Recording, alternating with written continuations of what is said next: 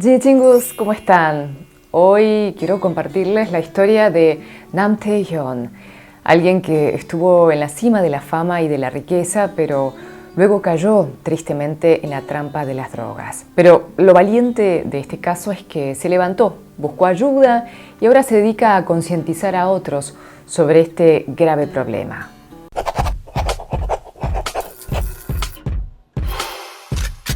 Nam Tae-yeon nació en 1994 en Corea del Sur. Ganó reconocimiento y fama como miembro de Winner, un grupo de K-pop que debutó en 2014 bajo la agencia YG Entertainment. Durante su tiempo en Winner, Nam Tae-yeon se destacó por su impresionante voz y carisma en el escenario, además de su talento por la composición. El grupo se convirtió en un fenómeno tanto en Corea del Sur como en el extranjero, ganando numerosos premios y seguidores. Sin embargo, a pesar de su éxito en Winner, Nam Tae-yeon enfrentó varios desafíos personales y de salud que eventualmente lo llevarían a abandonar el grupo en 2016. Pero no estuvo mucho tiempo fuera de los escenarios, ya que en pocos meses volvería a la actividad en un grupo independiente llamado South Club. Y las cosas parecían encaminarse, pero no fue así. Un día de agosto de 2022, su vida cambiaría dramáticamente cuando su novia de ese entonces, una mediática de apellido Son, publicó en su Instagram que habían consumido sustancias. Lo borró rápidamente, pero por supuesto, quedó en el registro de muchos fans. Esto trascendió y comenzó una investigación policial. Después él dijo que hubo una discusión de pareja, pero que ya se había resuelto. Bueno, sin embargo, no quedó así. La investigación prosperó y recientemente fueron citados a declarar ante la policía y ambos reconocieron los cargos de consumo y pidieron disculpas. Hola, soy Ginny. Gracias por estar en Ginny Channel. Si aún no lo hiciste, no te olvides de suscribirte aquí en el canal, en el botoncito con la campanita. A partir de ese momento comienza una etapa de sinceramiento por parte de Tae-yeon. Apareció en varios programas de televisión contando sobre la pesadilla que vivió.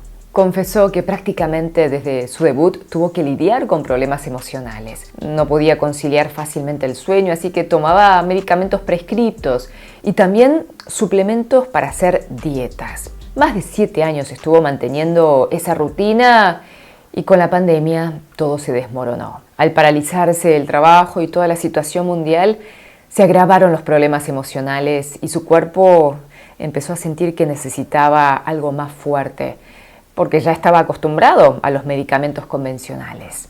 Es ahí cuando sintió que había tocado fondo. Cayó en la curiosidad por lo prohibido y probó marihuana primero.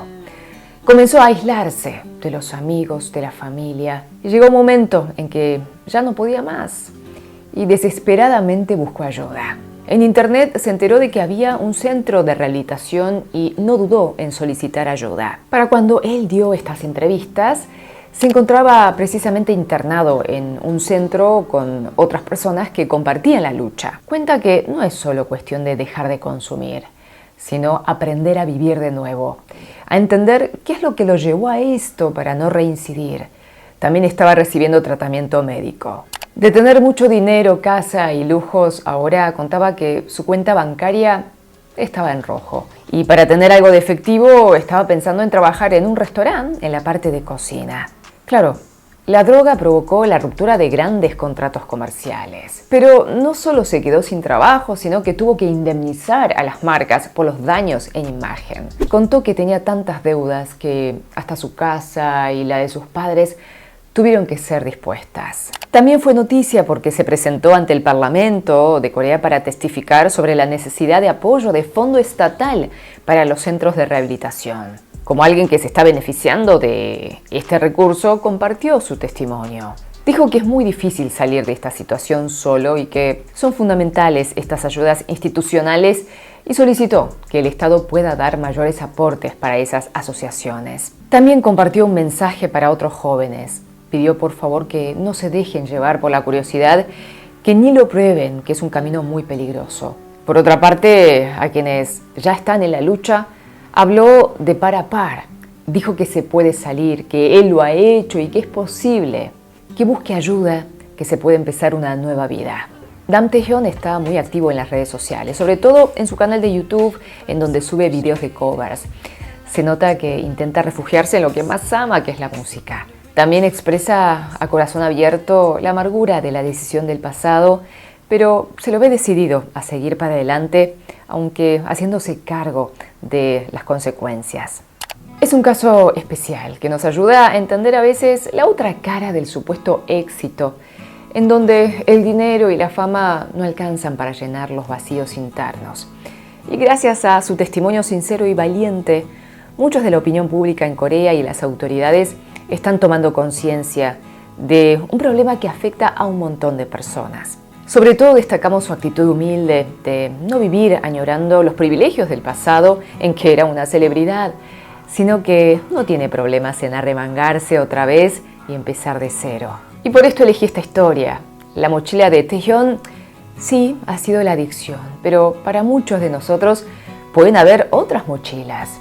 Cada uno tiene alguna mochila que le pesa en la vida, ¿no? Bueno, si bien cuesta y mucho, siempre hay formas de ir alivianando de a poquito el peso de esa mochila para volver a nuestro camino. Por supuesto, le deseamos lo mejor a Taehyung, que siga adelante, no solo como artista, sino que siga descubriéndose como persona, tal como él mismo lo ha expresado. Muchas gracias, Jin Singus, por acompañarme. Fighting con tus luchas, cualquiera sea tu mochila. Y paciencia, un día a la vez. A veces sobrevivir hoy ya es un logro. Te quiero mucho, cuídate, que eres súper valioso o valiosa. 사랑해요. Nos vemos en la próxima. 다시 만나요.